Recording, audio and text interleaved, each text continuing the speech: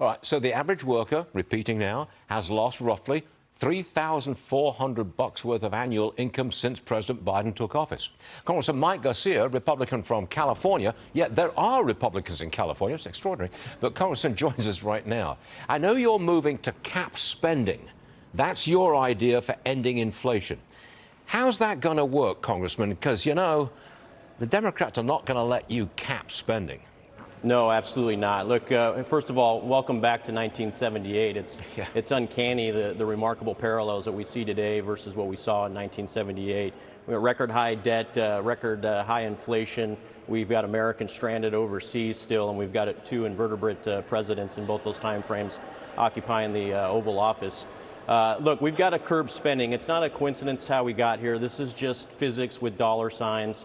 Four major reasons we're here. The spending that you talked about, Stuart, is one of them. This is about $7 trillion in money supply put onto the streets in the last 2 years. We've got a Fed who's kept rates too low for too long, who's burying his head in the sand and lying to American people about this inflation problem, calling it transitory and temporary. We've got a president who has started a war on domestic oil, but is now kowtowing to foreign oil supplies like Saudi Arabia. And we've got Congress who just continues to spend. So this Inflationary Protection Act that I'm pushing basically requires Congress to stop spending if inflation rates, the CPI or PPI, get above 4.5%. It requires Congress to hit pause on all new spending. There's a couple exceptions for national security, but this is the type of behavior that we've got to start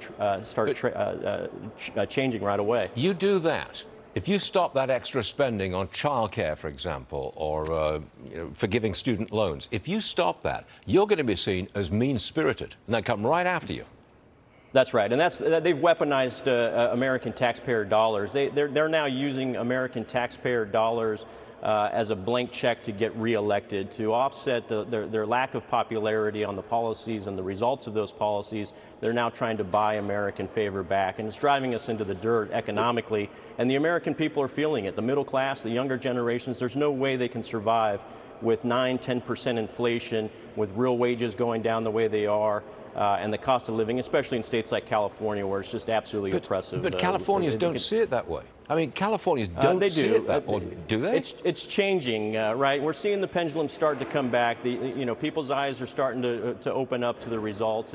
This isn't about parties. This isn't about Republicans versus Democrats anymore. This is about survival. And when you start seeing these types of movements in the economy, when you start seeing the markets crash, you see 30% reductions in your 401ks, and then you see the price increases, the loyalty to the party goes down and the loyalty to your own survival goes up. And I trust Americans nationwide are experiencing that, but also in California, the voters are starting to pay attention. Well, you raise a good point there, Congressman. 100 million Americans have a connection to the stock market, usually through their 401ks, their IRAs.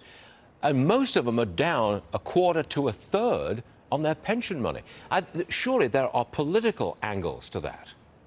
Absolutely. I mean, even if you're a strong union worker who has historically supported a Democrat, you're now looking at your 401k and your retirement funds being underfunded and not being committed to effectively. And so this is a problem for them as well. And again, this is driven by the policies of the left. This has nothing to do with a lack of jobs, a lack of planning. This is literally intentional grounding of our economy by a very progressive left that has no understanding of how to run a business and much less how to manage an economy. This last week, we were in markups in the Appropriation Committee where we saw an average of 12 to 15% increase year over year on all 12 spending bills. This is on top of last year's spending bills that were on average 15 to 20% over that. Oh. So if you have inflation that's 9% and government funding and spending that's going up 10 to 15%, that's only going to aggravate the inflation problems. And if you have rates below inflation, as you know, that doesn't help either. California, a California Republican, Congressman Mike Garcia, thank you so much for being on the show. Thank you, Stuart. Good to see you. Appreciate Thanks you. a lot.